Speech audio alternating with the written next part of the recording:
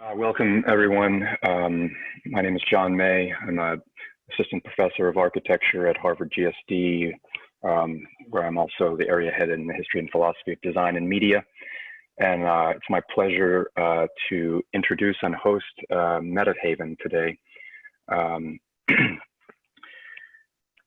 The term untimely most often conveys a kind of lament that something or someone has arrived before the appropriate time, that they've arrived prematurely, uncomfortably imposing themselves too soon. Since Nietzsche, of course, we can give that term a slightly different mood, as the subtle sense that some ideas are simply born too soon, and that their clarity and forcefulness will become clear only later. The work of Metahaven has always been untimely in the best and most forceful way possible. And if, prior to November 9th, 2016, it had not been clear to some observers what exactly it is that Metahaven does, today it should at least feel more clear to all of us. Metahaven's work has always been less about conveying a discrete message than in helping us train ourselves how to think under new conditions, how to inhabit our electronic media, and how to begin to see and understand a series of tectonic changes that are occurring, yes, out in the world, but more importantly, within ourselves. Psychopolitical changes unfolding at a populational scale, visual saturations operating on attentive economies with completely unknown and uncontemplated effects. In this sense, Metahaven methodically produces itself as a doubling of its subjects, a subtly disrupted doubling of showing rather than telling, all the while helping us to understand that if propaganda was once a project aimed at persuading populations by distracting them from the truth, today it is clearly a project of distracting populations as a way of persuading them that the truth is only ever alternatively true. Founded in 2007 by Vinke Krook and Daniel van der Velden, the work of Metahaven consists of filmmaking, writing, and design, and much more.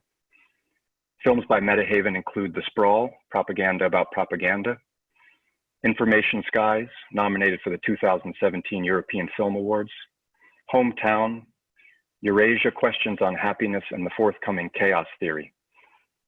Recent publications include PSYOP, an anthology from 2018, and Digital Tarkovsky, also from 2018. And in the long essay, Digital Tarkovsky, Metahaven identify online experience as a slow cinematic proceeding, projecting the textures and motifs of Andrei Tarkovsky as a deeper artifice of digital aesthetics and filmmaking. I should also add that their work has been exhibited internationally, including in several recent solo retrospectives, and that they are among the most influential graphic designers working today, undoubtedly in part because they have systematically refused any narrow or fixed definition of what that practice might mean in our time. And so with that, I will introduce and hand over the screen to Daniel, and then we will, when he's through with his presentation, we can field some questions from the audience. So Daniel, please take it over. Thank you so much, John. It's really a pleasure and an honor to be your guest speaker here today at GSD. My name is Daniel. I co-founded Metahaven with Vinke Krook. I'm going to do the presentation today on our behalf. And I'm going to be talking, I'm going to be first showing some of our, let's say, recent work real quick. And then I'm going to be engaging with an argument around the notion of cinema and sensing that we titled Inhabitant. So while the beginning will be quite maybe visual, some of the lecture will be quite, there will be quite some theoretical references and stuff like that. So there will be quite some contrast here and there, and there will be some moving image, but we know what Zoom does to moving image. So I hope it will somehow transmit, but don't expect the highest of that. But let's begin.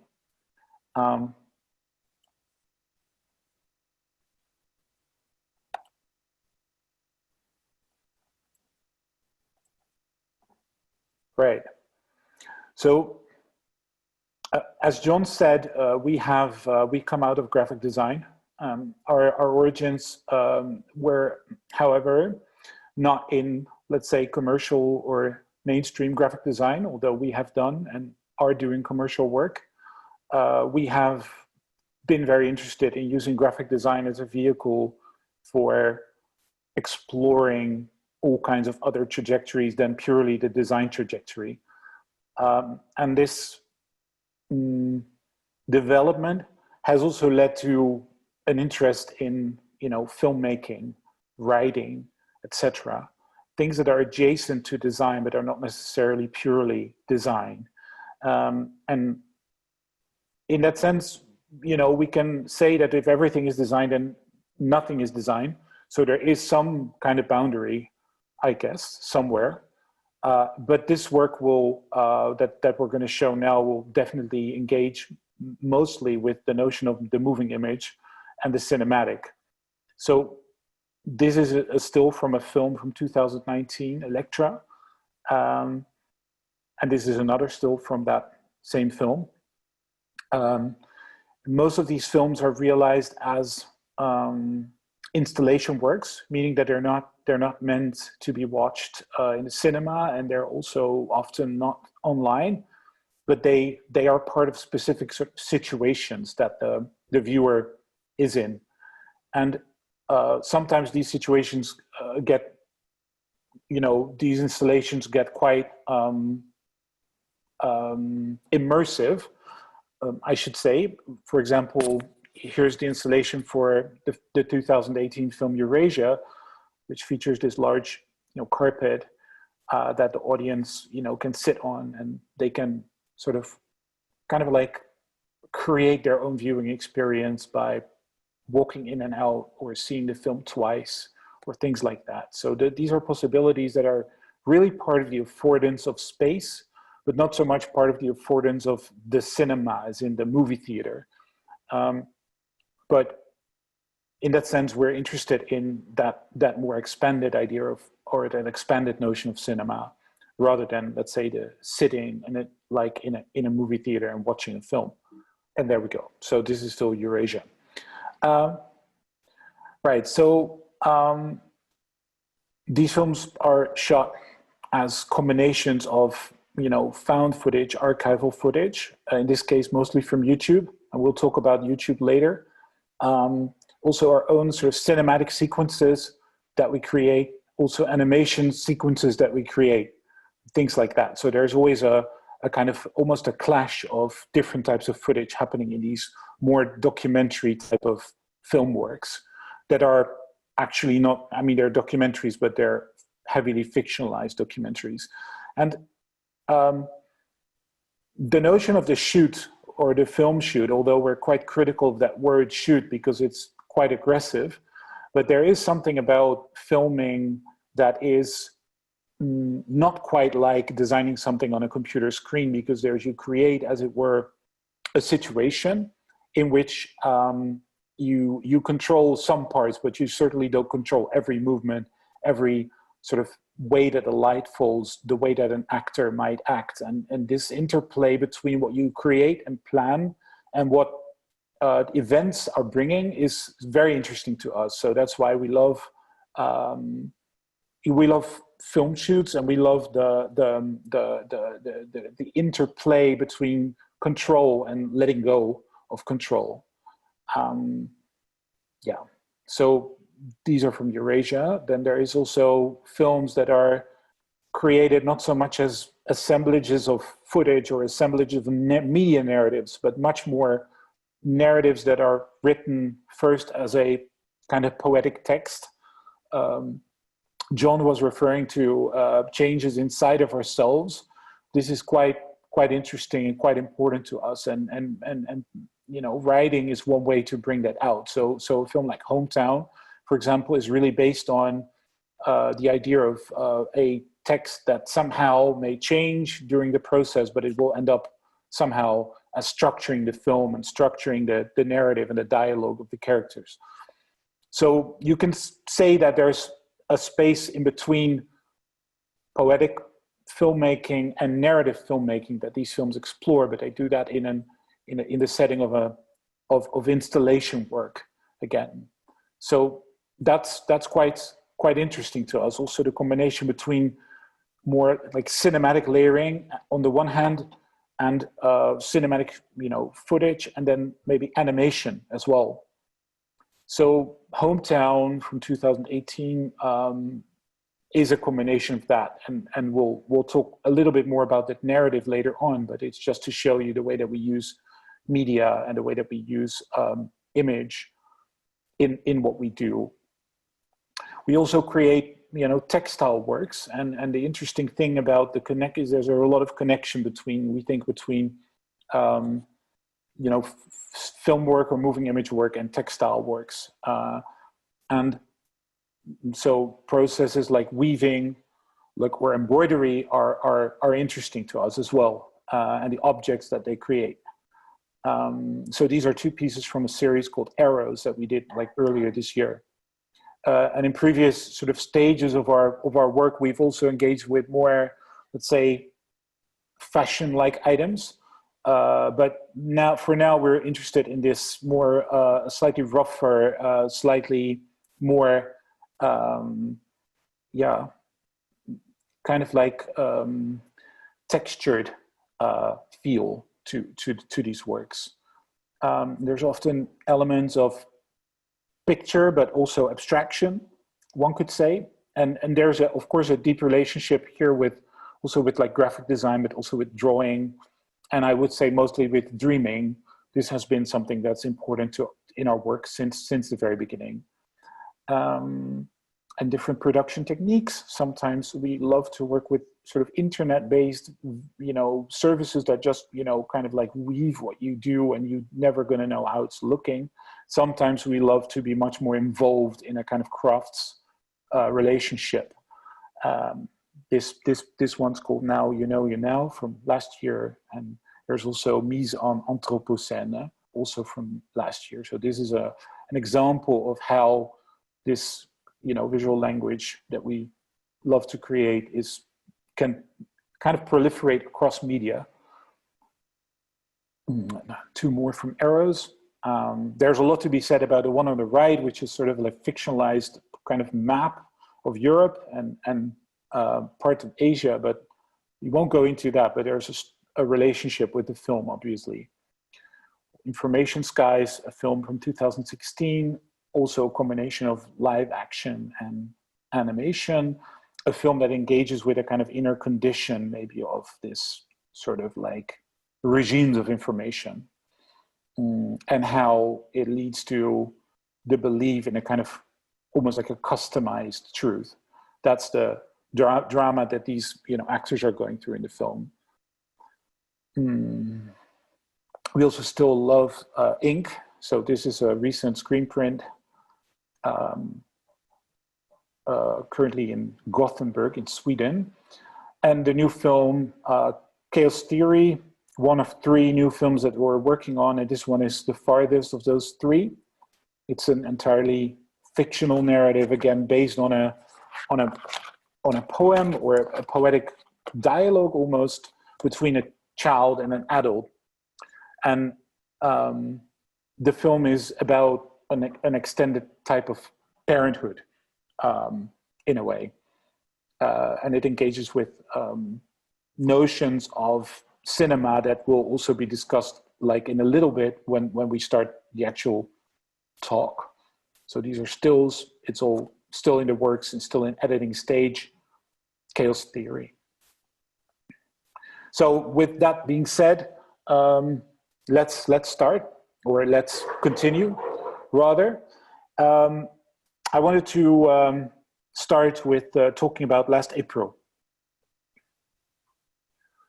And I wanted to concentrate Inhabitant, this lecture, on the question, what ways of sensing can we explore as other ways of inhabiting the present?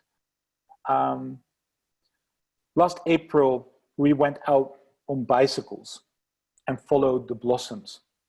From street to street, we crisscrossed, trading the path of their colors. As foxes, wolves, and deer took to the cities, parts of a world in lockdown gave in to a silent dream. Skies were empty. Emails skirted across the planet like tiny comets of kindness. Skype rituals and Zoom exchanges took place against the backdrop of private rooms. A world at once more intimate and more distant made itself available as live TV. We had a brief window of time to take notice of the recent past, in which our senses had seemed to have become paralyzed by cascading urgencies. How could we respond to the imperative of being in the now, of inhabiting the present? Can a work absorb the moment in time of its making without becoming like the news? Inhabitant is about this question and how it has informed our work in filmmaking, art, and design, referring to processes of sensing and inhabiting as practiced by non-human species such as lichens. We will reference the work of Tsing and Jennifer Gabrys, among others. And in doing so, Inhabitants will try to explore affinities between sensing and cinematic capture. We followed the blossoms because there was nothing else to do. There was nothing to hurry to. And when COVID-19 struck us at home, we got intimate with a new type of creation of modernity, let's say. COVID meant the loss of smell and smell and scent. So you get this weird disconnection from this kind of like primary sensorial inputs, and together with the digitization of communication that took place at the same time, it produced a weird type of virtuality that's like at the same time extremely physical. But we're fine now, so there's no worries. So COVID meant an encounter with a new face, let's say, of modernity, an encounter with emergency doctors wearing impromptu plastic bag hazmat suits, the sci-fi costume of the 21st century.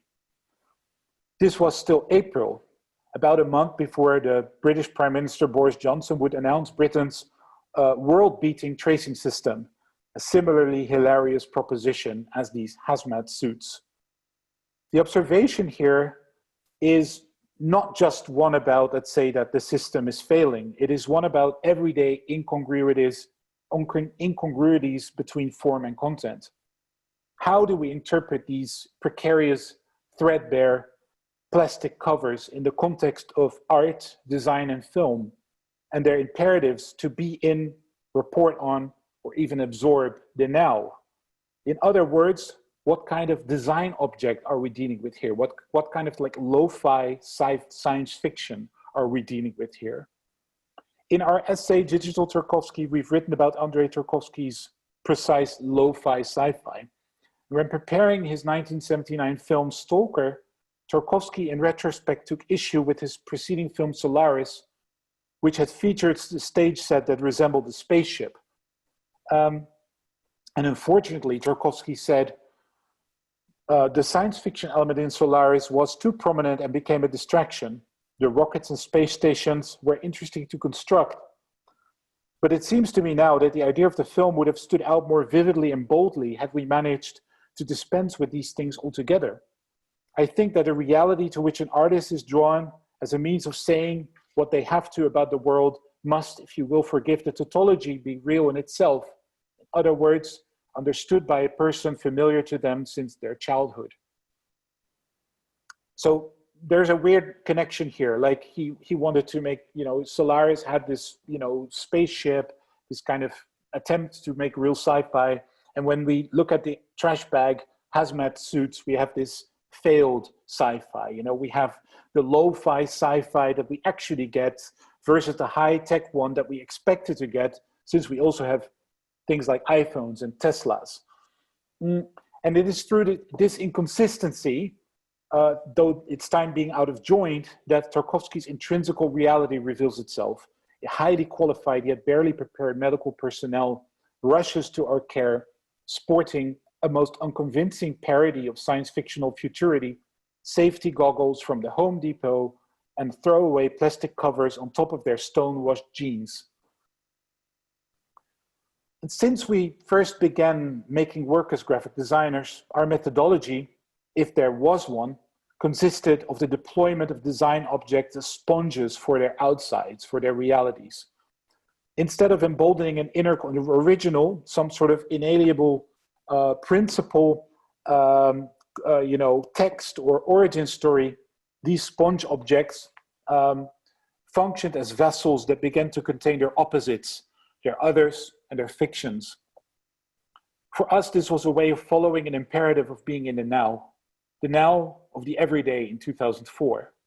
By switching around the roles of content and form and allowing for a shell or a container to be inhabited by its adjacent milieu, its environment, or for it to wrap around an associative link rather than an essential property, we try to open up the surface of design to speculative potential.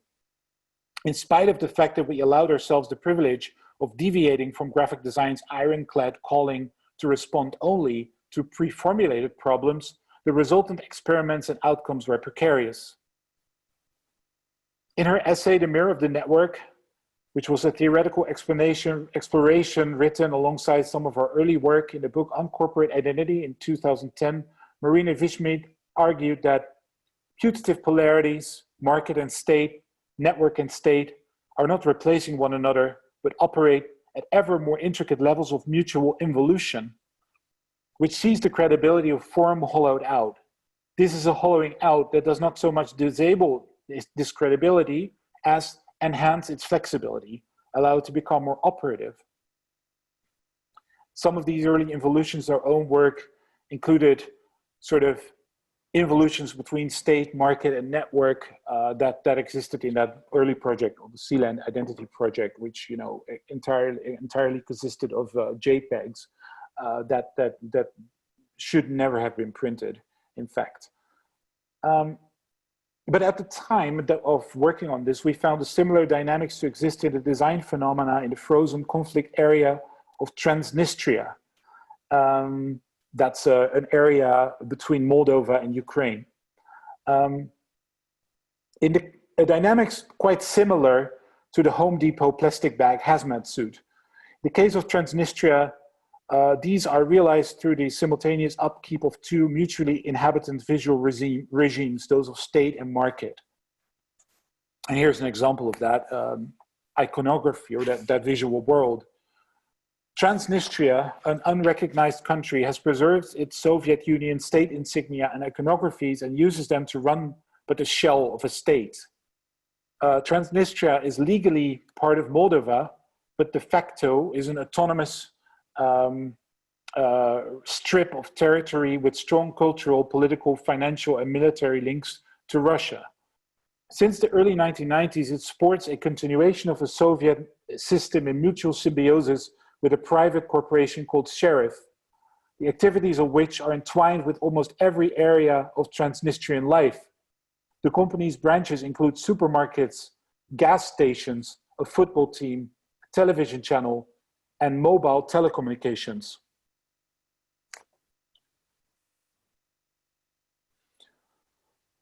Sheriff is like a Soviet version of Amazon, running some version of the cross-domain monopolies of big tech, but then in a borderline frozen conflict zone between Moldova and Ukraine. Vishmead, in her essay, links these involutions between state and market by relying on dialectics, a faintly exotic method, she said, in which everything is at once driven and sustained by contradiction, like the flux of subatomic particles at work in all that is solid. The intractability of relation or dependency between the solid and the stable that dialectics both acts out and finds can be played out in some diagrammatic political fictions. Speculation is one of these. Design objects, charged like sponges with the moment of the now, as well as the potentiality of the hypothetical, that what they might be or might become. These are one thing really, but the next question is where, how, and in what relationships to others these sponge objects exist. One example could be Andy's Pizza in the capital of Transnistria, Tiraspol, situated below a communist mural. Andy's Pizza's relationship to that mural might be analogous with the Sheriff Corporation's relationship to Lenin. Though Andy's Pizza is not strictly or only a pizza place, one can, for example, also have burgers there, or pretty much anything that includes meat. And whilst Transnistria is not strictly or only a state, Andy's Pizza in Tiraspol is located at 134 Karl Liebknecht Street. Karl Liebknecht was the partner of Sophie Liebknecht. Sophie Liebknecht is referenced in Jackie Wang's book, Carceral Capitalism from 2018. And Carceral Capitalism is an abolitionist critique of the US and its prison system interwoven with an account of the life imprisonment of the writer's older brother. And carceral capitalism is immersed in what Wang calls the politics of dreaming. Her writing oscillates between essay and something else adjacent, poetry.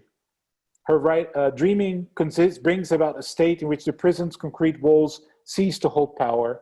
Wang recalls how an inexplicable ecstaticness overcame philosopher, economist, anti-war activist, and revolutionary socialist Rosa Luxemburg while she was in prison, confined to a gray cell with the very idea of an outside almost completely muffled and muted.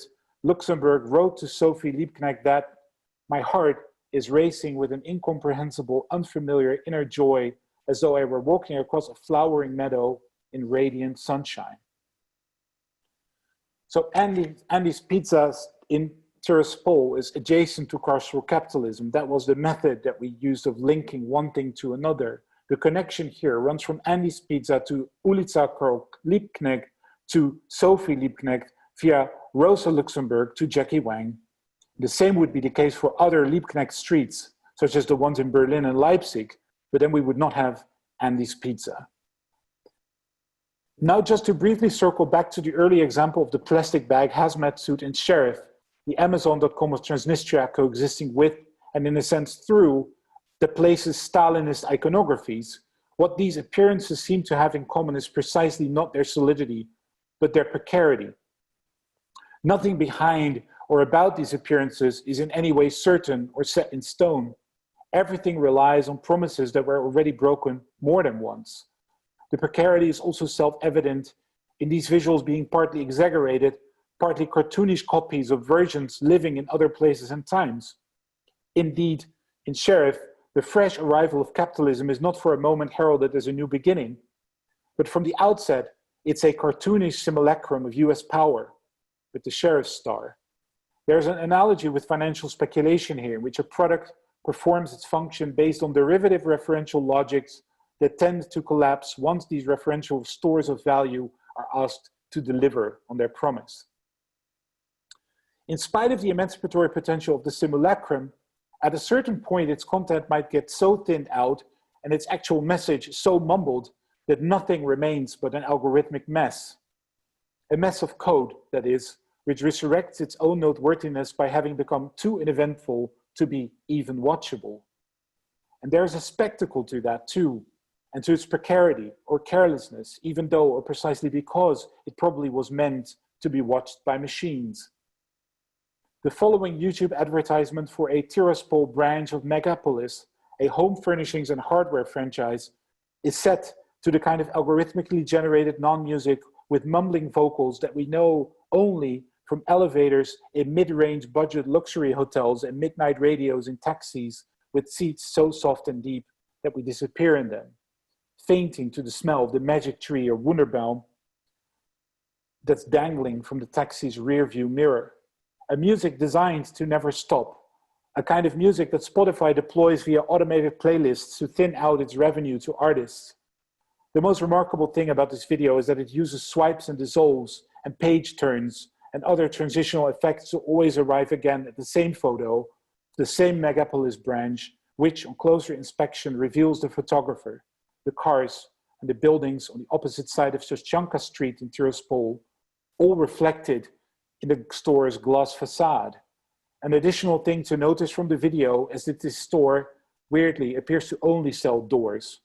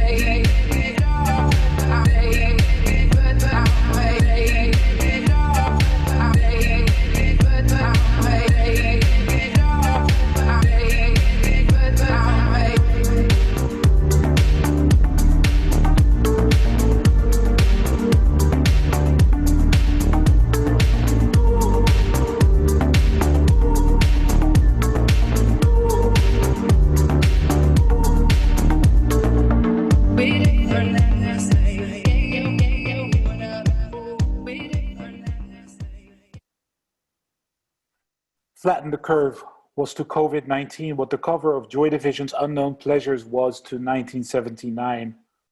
Flatten the curve is a logo of early 2020 and a pit stop moment for thinking in economic cycles of growth and decline. The graph itself compares two versions of an epidemic, one with a high number of cases and one with a lower one. Pointless as it may or may not be to critique Flatten the Curve, its symbol represents only a single instant of a much more elongated phenomenon. There are multiple successive curves in reality, more like a landscape of dunes, and every present point in their territory is treacherous. As we chased the blossoms in April, there was some sense of realization in us that the world has escaped our every capacity to explain it. We need to question, to interrogate, and to be out in the world, but we also need the work to be a kind of refuge. The French historian Fernand Braudel criticized how economists reduced historical time to cycles of growth and decline. In response, he introduced the idea of the longue durée, the equivalent of the Tarkovskian long take, the kind of like holding the shot for very long and observing from a point of view that would detect the elusive long-term changes, something that can only be done by not being in any kind of hurry.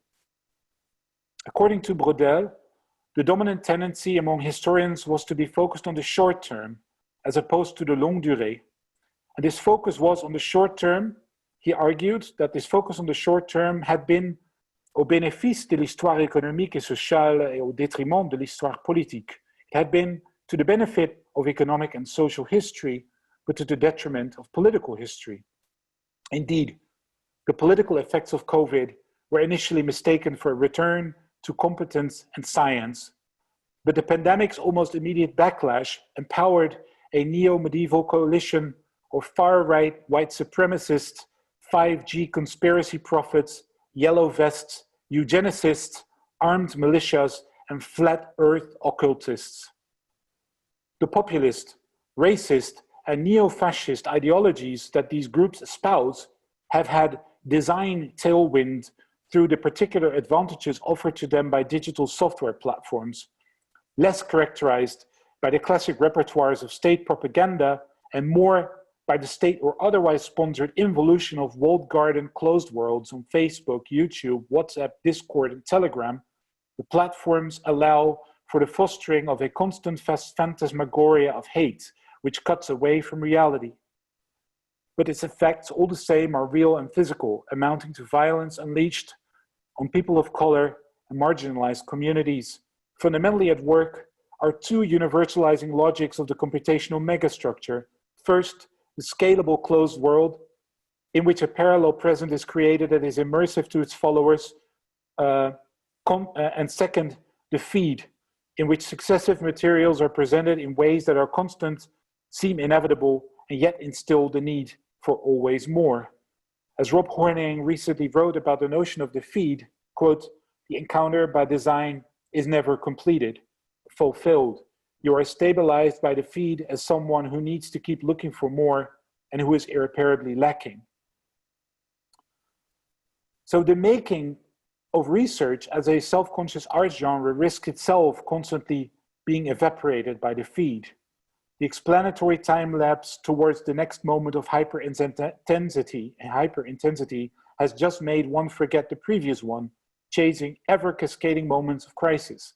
Being in the now today equates being in the feed. It is the segregated, fragmented, far-right present that presents huge problems to its counter-narration in spaces not already appropriated by it. Narration is dissemination, while in fact, we are already reminded of the existence of this reality every day, because it is these politics that already largely run the cycles of what journalist Sarah Kendzior has called the déjà news. This is no attempt to preach some simple formula to arrive at an art that's forever and thoroughly clean. It is perhaps best phrased as a question: what ways of sensing can we explore as other ways of inhabiting the present? We can think this question in multiple ways that are not mutually exclusive. We will try to explore the question primarily as an attempt to bring closer the notion of sensing as it is observed in more than human practices involving both technology and nature. with its counterpart found in the sensor of the digital cinema camera. We will claim, and hopefully illustrate, that the central element of some of today's cinematic sensibilities has less to do with the lens and more to do with the camera sensor. And all this to talk about the notion of being in the now, the notion of sensing the now. And from that point onwards, we can think about how sensing and cinema are mutually involved practices in ways that circumvent or even transcend a simple equation with the production of pictures. So the question was, how do we not become the news or like the news? A second way to approach that question is through narrative. This will be less the main road taken in this talk, but it is equally important to think about it, for nothing should we reduce to a purely technical or ecological set of factors. The narration or philosophy or poetry is of equal weight. For example, the London-based artists, filmmakers, and writers, the Otolith Group, talk about the work of science fiction writer Octavia Butler in a way that demonstrates this parallel necessity for story as part of the same circumstances that necessitate an extended understanding of sensing as cinema. As Kojo Ashun of the Otolith Group explains, here's a cinema camera. As Kojo explains, I think a critical question to ask is why Octavia Butler's novels resonate now for us, for so many people. It is partially because we are living under conditions of neo-fascism that exceed that of authoritarian populism diagnosed by Stuart Hall at the end of the 1970s. Surveillance capitalism, global warming, and algorithmic capture converge in a present of drastically advanced regression. Under these conditions, people find themselves overwhelmed by depression, suicide, or addiction. Butler calls this humanicide or suicide at the level of the human species. We could say that Butler's writing opens a xenogenetic diagram that connects us to energetic resources needed to survive under conditions of unbearable capitalism. The desperate measures that Butler's characters undertake, the situations in which they find themselves, can be understood as personifications of a philosophical project narrated in speculative mode. So we turn briefly to two parallel modes of filmmaking that so far have had a role in our practice. And one of these is a more documentary mode of filmmaking characterized by the usage of combinations of voice-over narration, found footage from YouTube, and cinematic sequences. Film works made in this manner, for example, The Sprawl, Propaganda About Propaganda, and Eurasia, Questions on Happiness, consist of the collage or assemblage into a filmic landscape in which they somehow both merge and clash with one another. This clash is the main event of the films, which consist of self-cohesive smaller islands in which these encounters are orchestrated, but whose larger structure is determined only partially by storyline and more so by associative patterns and breaks between them. The permanent proximity of cinematic takes and archival footage and videos affects the underlying structure of both, and most of all, how we can conceive of their relationship. In the words of the French film critic Raymond Bellour, video is more deeply rooted in writing than in cinema. Bellour asserts that writing is conceived here as a particular type of image, fragmented, intermittent, a network of raw significations that allows the image to become unstuck from itself without, for all that, causing it to lose its seductive force. But, you know, cinematic sequences as well as YouTube videos have their own kind of texture and textuality. With video materials of the latter category from YouTube are better suited to writing an essay, as within the space of the edit they hint at a relationship to the outside world. They can do this with these materials whatever they like, but the nature of the narrative relationship is non-diegetic, meaning that there isn't a strictly internal world of the film, but a porous relationship with the outside. The question here is, however, whether this material can ever be really separated from its origins in YouTube's feed. All material that is uploaded on YouTube is subjected to compression. What we see is not any type of original digital object, but material that has gone through a serial treatment, a kind of assembly line that has optimized it for the kind of platform that YouTube is. Many of the details here may be subretinal, or as one would say, invisible to the layperson. But that is precisely the point. We are searching for cinematic sensing. The making of video as a digital object involves highly specific codes, codecs, and media dynamics. Well, then the creation of other film works, such as Information Skies and Hometown, of all these works we showed some stills in the beginning, has been tantamount to taking on a more fictionalized approach based on poem-like scripts that would change during filming, but which would nonetheless create both a narrative and, through the film's protagonists, an embodiment of that narrative. The films are composed of cinematic footage juxtaposed to animated sequences and visual styles or approaches that highlight the artificial nature of the construct of film itself. And in the script of Hometown, absurdist children's poems form the impetus for the writing about life in a fictional town constructed out of Beirut and Kiev, amounting to a common experience for two protagonists in either place who never met and will meet in this film. In a sense, the imperative of inhabiting the present is followed through by creating a fictional container in which experiences of the present are processed on a somewhat different plane. The film was influenced quite structurally by Selma Freiberg's classic child psychology textbook, The Magic Years, which describes the formation of cognitive and sense-making capacities in young children. These early years will, Freiberg claims, later be remembered as a quote-unquote sunken city, in that it is blurry and submerged and hard to access, to some extent lost forever, but definitely there. One of the developments Freiberg describes is the awakening of ethics. A fundamental sense of justice can be invested by a child in the life of the tiniest of creatures. In Hometown, it is a caterpillar, unfortunately killed by the protagonist herself, an act which they both admit and deny responsibility for. The mourning for a kind of utopia, and then the very real possibility, almost certainty, that it was all wrongly remembered. The film work Electra from 2019 played a transitional role through its engagement with time itself, exemplified by the ultra-slow unraveling of an artificial sun made out of yellow rope, a fundamental sensorial act of play, disentangling this object down to its most essential state, disentangling, dismantling.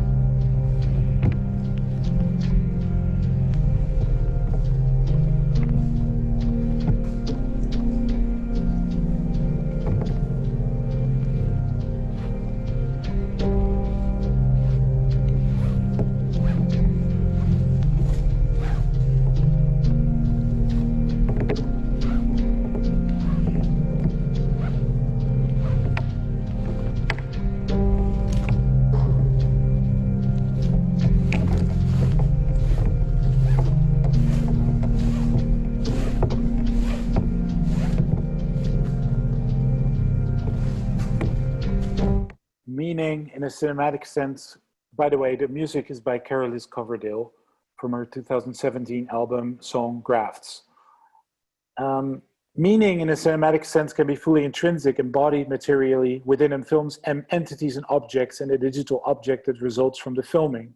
Meaning is not contained as a separate category, narrative, point, or thread, but is intrinsic, wholesome, fully ingrained into the film as material and as event. The reason that we are saying this is because a great many mainstream films in the last 10 years or so have gotten rid of the very light that was supposed to show the action, and of a fully lit scene, or even of scenes that are lit at all. And in doing so, they got rid of something that identified clear subject matter or action or plot. In a relationship strangely wound up with the geopolitical and environmental currents of our time, light, or a lack thereof, becomes something of a distinct but uncredited rare currency in films made throughout the last decade. If it's very hard, if not downright impossible, to see what's going on in a scene, but it still looks amazing whilst you're staring at the pitch black, you prove to the audience that not only do you have the best cameras, or rather the cameras with the best sensors, also you're embodying how meaning shifts away from depiction of distinct action to the experience of the medium itself. And in this case, a look into the indeterminacy of darkness. In an inversion of depiction, the most sophisticated camera equipment delivers the darkest looking images in which picture itself all but disappears. And this is largely due to the development of the camera sensor. The initial model of the German-made ARRI Alexa camera, which was introduced in April 2010, featured a sensor that was able to work at 7 stops of underexposure, meaning it could deliver 7 additional shades of lighting below the conventionally minimal exposure level for a scene. Desaturated colors and the burgeoning atmosphere of highly sophisticated darkness became a weird convention of mainstream entertainment. And it was recognized as such and criticized for what it was. In 2015, Drama Quarterly wrote about the BBC adaptation of Hilary Mantel's historical fiction novel, Wolf Hall, that just about the only point for which Wolf Hall faced criticism from British reviewers was its occasional dim lighting due to reliance on real candles, something only made possible by the latest ARRI Alexa cameras. And the culmination of this super dark network TV series look arguably happened with the Long Night episode with the 8th season of HBO's Game of Thrones in April 2019. Also filmed with ARRI Alexa, large portions of this episode were not just dimly lit, but almost completely pitch black, with the audio left responsible for delivering the main cues. This episode challenged the limits of the net TV network's compression algorithms, as well as the technical configuration of most TV sets. A reviewer writing for Vice News complained that the black colors in last night's episode were full of graphical artifacting. Sometimes the image would blur or get fuzzy. Other times I saw hard lines in the shadows themselves, which obscured the images. We watched this episode together with friends in New York City on a sunny day in April last year, and the curtains had to be closed to even see anything at all. Quote, so either HBO is screwing up the encoding of the show, or there's not sufficient bandwidth to transmit the show without losing the bit detail in darker images, said the consumer electronics specialist James Wilcox, and quoted as saying in the same piece. For our perspectives, that's all pretty wonderful and necessary, actually. It is necessary that these standards are challenged and questioned. Again, we argue how this is pointing at a shift from lens to sensor, from visibility to sensing. And of course, the next episode of Game of Thrones featured that famous Starbucks coffee cup, which brings us back to the glitch or the contradiction. So in the last decade or so, the cinematic became an abundant, ambitious adjective speaking to epicness, an adjective readily exceeding its link to film production and applying directly to the production of reality. But one key to this thinking about cinema, not primarily as a process that exerts a look at something through a lens, establishing the distinct subjectivity of an outside observer, but more as a surface sensing its encounters as the inhabitant of a milieu, we may be losing something, but surely also will be gaining something. We may discover some non-camera, non-human, or more than human objects to be in effect like cameras because of their sensorial properties. All photosynthesis is already cinema, they say. Photons between particle and wave hit the solar panel, so every surface is a camera. So we began by looking at involutions of form and content in precarious and unstable visual regimes that pointed at their mutually involved precarious forms of geopolitics. And eventually, though, human-made geopolitics and their signs and signifiers cannot be separated from their environments, just as machines inhabit milieus as well. In Digital Tarkovsky, we said that computation as a filmmaker already sees, senses, measures, and records its own unique kind of moving images, and thus is building undeclared cinematic regimes waiting to be discovered. Something as apparently straightforward as a camera that films Earth from a satellite in space, for example, is very good at holding the same shot for a long time. Unlike humans, machines do not get tired of filming the same thing for a very long time. So they are the champions of the longue durée. So a sentient electronic universe is the ecosystem of transmitters of previously unrecognized points of view. Hotel lobbies, cars, and washing machines are becoming directors of photography. With long single takes, cinematic production is becoming everything's default setting. Maybe that was slightly exaggerated, but it was, to make that point. So how about we move away from, let's say, cinema equipment, and we look at, something different, more at sensing. We were creating this bridge between cinema and sensing. In her exploration of the techno-geographies of experience, Jennifer Gabrys notes that the webcam, for example, increasingly operates as a generator of environments of attention and concern. She's pointing, particularly at webcams that are involved in nature environments. But rather than discuss the cameras in the context of the proliferation of visuality and images, Gabrys' assessment focuses on, quote, the ways in which cameras, images, and image practices are remade into sensors, sensor data, and sensor practices. And this is from her 2016 book, Program Earth, which is highly commendable. Indeed, it is possible, following the work of Donna Haraway and Catherine Hales, to consider cameras as part of what Haraway calls the infolding of sense, reorienting the ways in which we consider the sight of cameras. The camera in this context is not a mediator of an encounter, but forms part of the materiality of the encounter. Indeed, the emphasis is not on a human sensing subject who decodes images, but rather on the bodily and material meetings and all that facilitates these meetings across technologies, humans, and more than humans. The environment itself, though, is the real marker and maker of the longue durée, the planet itself, we could say.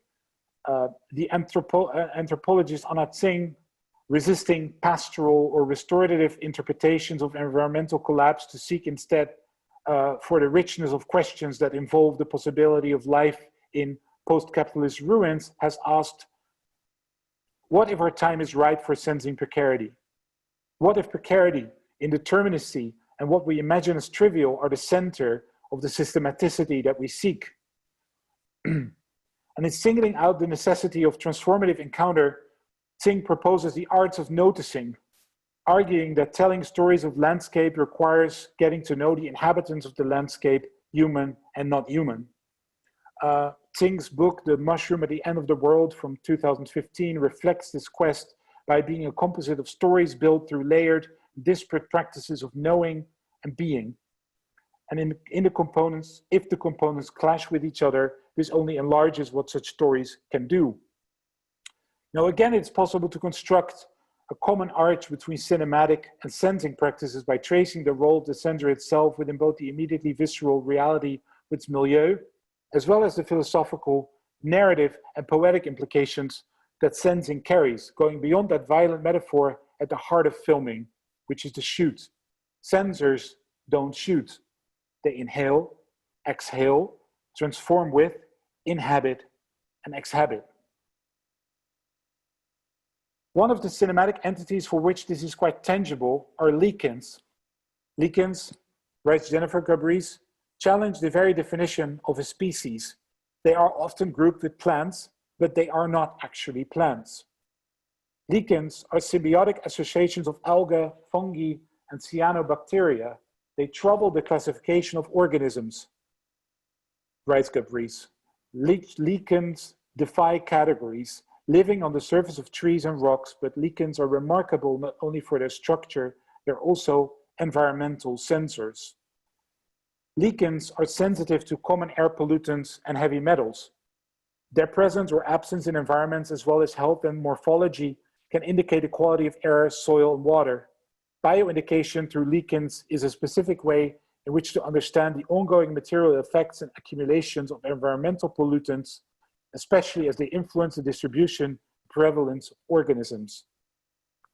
The capacity of lichens to bioindicate for a wide variety of substances and chemicals whilst being inhabitants and participants transformative for and transformed by their milieus dissolves the distinct outside spectatorship that was still involved in the notions of cinema. Gabrys in Sensing Lichens asserts the importance of lichens in changing our perspective on conflicts regarding the environment, because while speculative modes of environmental monitoring might be on the one hand pertain to new types of evidence and relevance that different types of environmental sensing create, on the other hand, they address the different entities and collectives that are individuated through particular ways of taking account of environmental conflicts. Sensing lichens are bridging massive contradictions. It would be quite a stretch to see them as distant relatives of the Arri Alexa camera, but since we have tried to point at the continuum that runs from sensor to lichen, equating sensor and not lens with the cinematic, these two distinct entities, one about survival in capitalist ruins, the other about filming capitalist dystopia, could be seen as operating at different places on the same scale. We followed the blossoms the way we did because we could. There was nothing to hurry to. Endless conversations, jokes, songs, zooming in on the near and familiar, replacing the symphonic overload of impressions that comes with traveling. The streets were shining in their sublime emptiness, appearing as never seen before, blossom to blossom, fiction to fiction. During lockdown, during the first lockdown, we should say, a neighborhood grocer delivered fresh vegetables and other delicacies to our doorstep. It's just so obvious that this relationship harnesses care.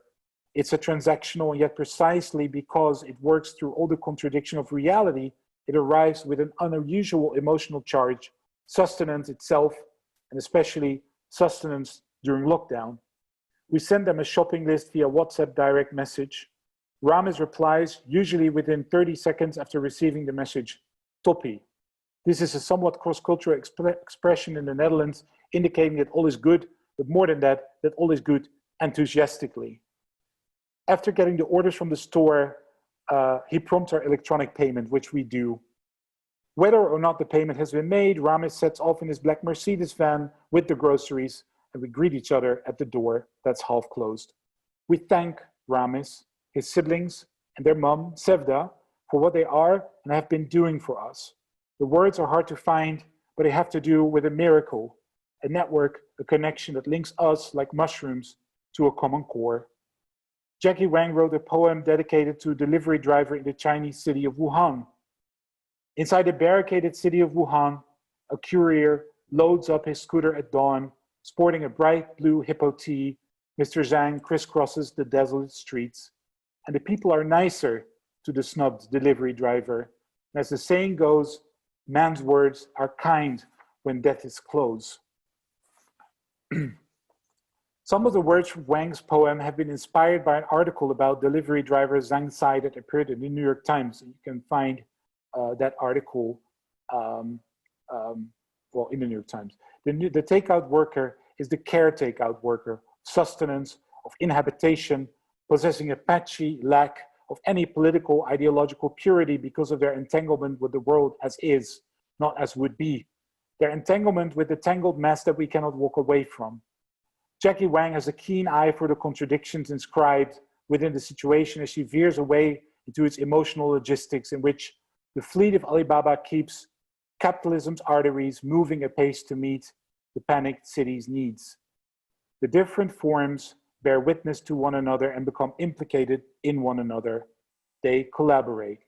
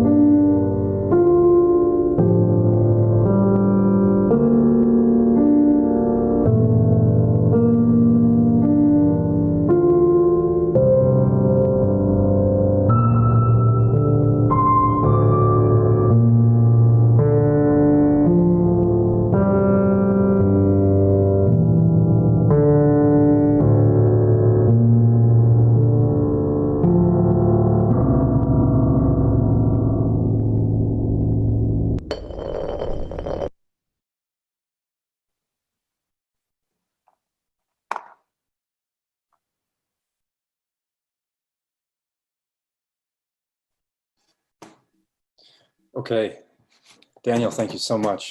It's fantastic. There would be applause if we were in Piper Auditorium right now. Thank you. I have a few opening thoughts, and then we have a number of questions that have come in through the Q&A, through the audience. But I want to talk about a few things. I would like to start just with the camera and the sensor, because it relates most closely in some ways to my own work, which is the difference between the photograph and the image, right? And so on the one hand, I think you've concentrated in many ways on the kind of the ways in which the sensor exceeds certain capacities of the camera, in particular with the kind of the visible spectrum, right? And your diagnosis of Game of Thrones. Another way of thinking about this, I think, which is equally present in your work, is the idea that the digital camera, which maybe we say that's a misnomer and we just call it a sensor, that the difference between the film camera and the sensor is that what is returned to the filmmaker, in this case, I suppose it's the sensor maker, but the author, Metahaven, what's returned to you or anyone that uses that device is not a set of cinematic stills, but rather a data set, right? A data set that is open to rapid manipulation, modification, intensification, and then of course, transmission, right? And I think in a way, in setting up these differences between sensing and cinema, as you described, your work tries to sort of meditate on, I won't say elucidate, but let's say meditate on how what you're calling the associative patterns of sensing are quite different than the kind of meta-narrative or super-narrative that we associate with the cinematic, right? And I wonder, one thing that arises in our own work and that we've tried to think about in terms of the relationship to architecture and design, and I'm curious how you think about it, is this question of if that's the case, then what's returned to you actually each time you use a sensor is a kind of superabundance. There's just far too much data to ever know what exactly to do with it. And I'm curious to hear you and hear how you think through it, and how you and Vika think through, like, when you return from a shoot, or let's say from a sensing, not from a shoot, from a sensing, from a sensation, then and actually comes time to sit down and work at the screen. How have you approached this kind of superabundance, and are there ways in which you've thought about, because of course one of the ways of approaching the superabundance is through the kind of algorithmic automation, so certain kinds of processing, compression formats, all of that. And so it would be interesting to hear how you've wandered through and navigated that sort of terrain, or those sets of questions, which really they sound like editing questions, but they're much deeper than that in some ways. Thank you, John. I think that one way in which we confront the fact that you always end up with too much material, let's say, is that often a material that you find is too much is material that is answering a question that you didn't ask. So I know, for example, to compare it with much more data intensive sensing processes, like for example the ones that are practiced in the Large Hadron Collider in CERN, for example. There's a detector there that is, technically a kind of camera, or it's a camera sensor, but it doesn't catch an image. It catches lots of particles and has to establish a priority for what kind of event it wants to capture. So in parallel, it runs simulations according to so-called Monte Carlo methods, which then tell the sensor what to disregard, or tell the data apparatus what to disregard and what to keep, because there's simply too much data to keep. Of course, like a film, creating a film is not comparable to that. But I think that the question about the material that you gather in a film is always also to do with the notion of sort of activity and passivity. And one of the things that Jennifer Gabrys talks about is that for a very large, to a large extent in the most webcam footage, for example, nothing happens. but that's never the footage we get to see in the edit. We always get to see the footage that's, where there's an event. And that event where the camera or the sensor becomes an entirely, becomes like as sleepy sort of as its subject matter, are quite, I think, are quite an important part of what the sensing operations actually is. It's not just, filming actions, but it's to do with being part of a situation and becoming, in a certain sense, inhabiting a situation. And I guess that the paradigm of editing is still about a form of driving towards a certain point with something in mind. And I think that if the encounter with the footage is meaningful enough, then those objectives might change as you encounter the footage. So I think we're just at the very beginning of exploring these possibilities, not just as us, but in general. They have been explored theoretically, and they have been explored in distinct practices to do with, real sensing, but there hasn't been yet, the kind of cinematic moment for that type of sensing, but it will surely come. Mm. And related to that, I'm interested in a kind of there was a sort of one brief foray into ethics around childhood psychology, and I think there's always a kind of ethical dimension to the work that Metahaven does, and it's a sort of it's an ethics that gives you that lends the work its kind of politics, meaning that sometimes the politics is topical, but oftentimes the politics is sort of subtopical, and it resides in a kind of ethical position. And it seemed to me one of the things that you're suggesting is that maybe in this superabundance of kind of this sort of associative precarity, right? These bundles of highly precarious associations, that maybe within that, I think you referred to it as a kind of the notion that there's a sort of buried city, and that the idea that there might be an ethics down there, but that it's an ethics if I understood you correctly, is rooted precisely in the precarity of one's relationship to one's own memories, as opposed to any kind of lofty principles or sort of moral pronouncements that come from on high. Instead, it's this kind of sensibility that maybe one ought to behave in a certain way because one has behaved differently in the past and one felt bad about it. I think the reference was like killing a bug. And I wonder if that has become a kind of like way for you to think through the relationship between a lot of the sensing ideas you're talking about of the non-human, and how that might contribute to some kind of environmental ethics. I think that one of the problems with the caterpillar in Hometown is that it's not scalable. We cannot scale it up for it to become an environmental movement against, killing caterpillars. So there are very interesting arguments to be made for and against scalability of or translatability of one feeling or one emotion across domain to another. The discovery of, let's say, that the child in this case has a conscience is just a part of an organic cognitive process. Is part of a cognitive process, and the nature of cognition is strongly related to the ethics that you now address. So, for example, the book from Selma Freiberg, The Magic Years, was a book in which, it was old school psychoanalysis applied to the pragmatics of, child development.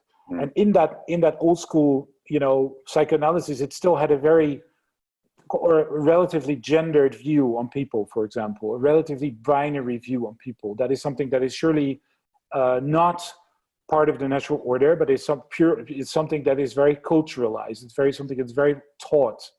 And the idea that there's a very interesting school of cognitive psychology to do with the notion of essentialism, which is an idea that things and beings and people and animals and everything has a kind of hidden property that makes that thing real and not a copy on the one hand, and also like alive.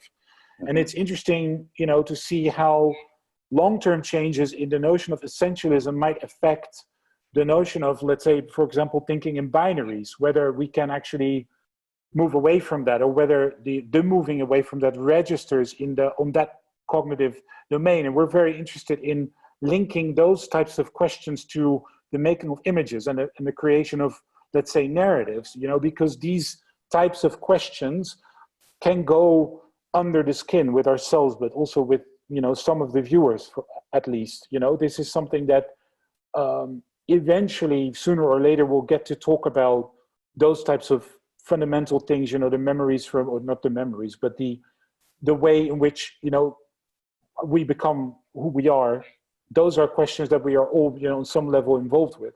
That's not to say that that is a humanistic effort or a human-centered effort per se, but it's just something that runs below the thematics in our work. Yeah. The notion that the typical narrative approach requires fixed subject types and fixed objects, and how do you begin to undercut that? Yeah. So I'm going to take a few questions from the audience. The first one was also a question that sort of immediately arose for me early on, which is, and I'm paraphrasing here now from Carolyn Ward, the sort of relationship between, and of course this question probably naturally arises in a design school. Early on, you describe how these are not films that are meant to be seen in a traditional theater setting, and so then of course the question arises of the setting. And so certainly the installations you've done they're not accidental in some ways. So I think maybe, can you give some examples of some of the installations and how you've thought through the gallery setting and like she says, for example, the carpet in the ICA, like just some notion of how if it's not a traditional setting, and of course the question of immersion also enters in here maybe. Yeah.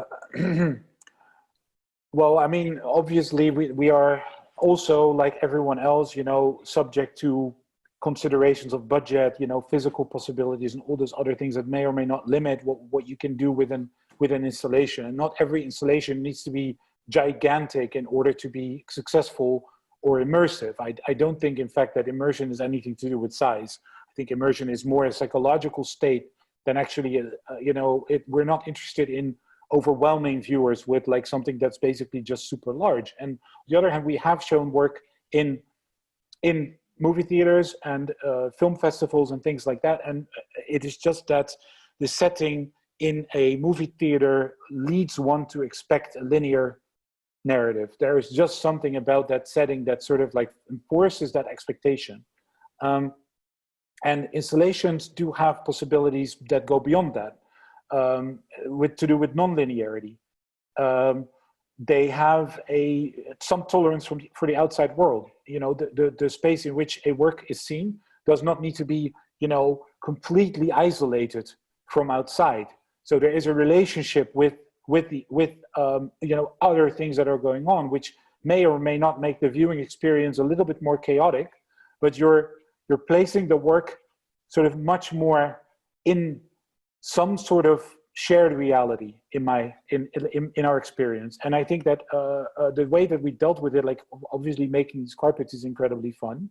There's just, that's just it. And it's also something that has a general, like I wouldn't call it generous because who am I to say that, but there is something soft about it. So when you're addressing something that's difficult or hard, there's the ways in which subject matter and material can sort of bounce off from one another. With regard to something like Hometown, we were interested in this kind of like ultra cinematic, very wide image that we created, and then also a split between the two screens that can also split up the two worlds and the two narratives, but often both are brought together and are kind of united. These are just ways in which the affordance of the medium can become part of the message, or part of the not the story, but the presence of a work. Yeah. I'm going to combine a few questions here because there's quite a few. There's a series of questions that are emerging around the way in which I think the techniques of intermingling or commingling or having a kind of resonance between the poetic and the narrative, what I think you referred to. I mean, poetic maybe standing in for something that's very difficult to articulate, and the narrative. On the one hand, there's questions about how might that technique benefit people who live in regions of the world that where there's less political freedom, for example. So if you're a practicing artist in a place that has tighter controls on freedom of expression, do you have opinions about how that way of working may enter into those sort of geographic regions? And then there's a more specific question about how has Metahaven's outlook on radical transparency evolved in the years since you undertook a branding study for WikiLeaks? So these are kind of maybe interrelated questions in some ways. Right, so with regard to, let's say, the areas of political freedom and unfreedom in relation to the language that one is using, we would certainly argue that the most developed approaches towards poetry as a political language have come from these countries. We may argue about the importance of poetry in the literature, but also in the daily lives of countries as diverse as Iran, Russia, Lebanon, for example, where there's an interesting relationship between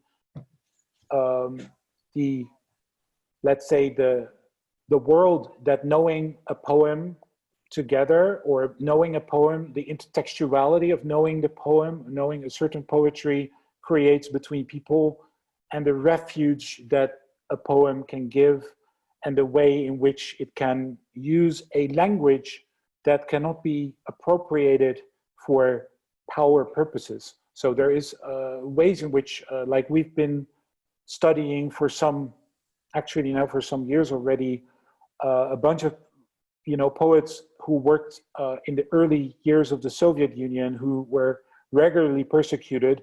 They did not make political poetry, but the poetry became political because the language in the country was becoming so controlled and so, let's say, coded, and anything that would sort of question how we use language, and in particular the fact that we use metaphor, would already be a political, not just a political act, but an act of active, more than subversion, in fact. So there is something to be gotten from poetries of from several regions that are not, let's say, known for their the extent of the political freedom that we associate with liberal democracy. So poetry in these contexts is not some like art form that is for after dinner. It is a life form, and that is something that is truly important about the way that we use and develop language, and also for the ways in which we can think about translation. That brings me to the other question about radical transparency. I mean, obviously there is a whole bunch of developments, let's say post 2010, that brings us from, let's say, a form of reckoning with the Bush years and the excursions in Afghanistan and Iraq and all the associated acts and events that have been part of that. The need to address, let's say, structures of governments that are fundamentally unaccountable, towards becoming something that is itself unaccountable. And that is precisely the trajectory that we see with WikiLeaks. We see that the power that the organization wants to criticize becomes a form of its power. And that is where the notion of that a political struggle has fundamentally, to happen through forms of voluntary solidarity becomes a form of what we could say more or less brute force, obviously followed up by the way in which this is played into the 2016 election. Mm-hmm. And this is something, of course, that that we don't support. So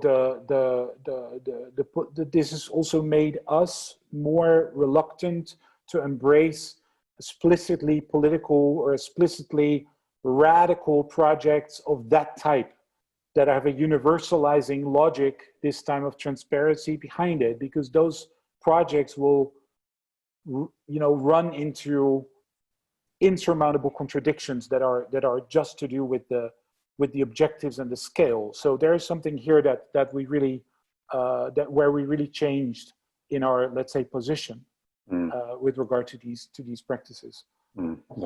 Yeah. Let me ask. I'll ask one last question, just as a way of wrapping up, because it's a sort of interesting general question. But the question of collaboration. I mean, obviously, like Metahaven as a kind of umbrella for more than just two people. How, just in general, how have your thoughts on collaboration evolved over time, and how are you thinking about it now?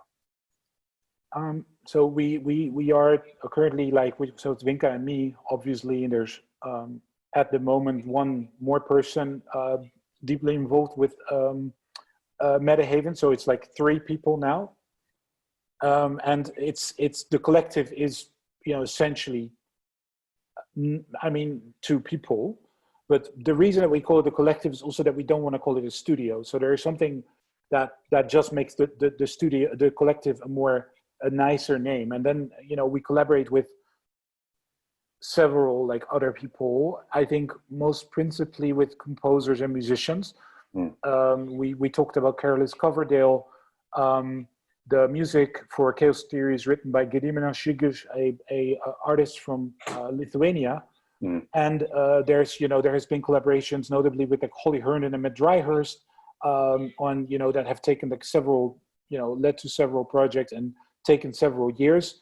So collaborative work is just something that we love and that's in our nature.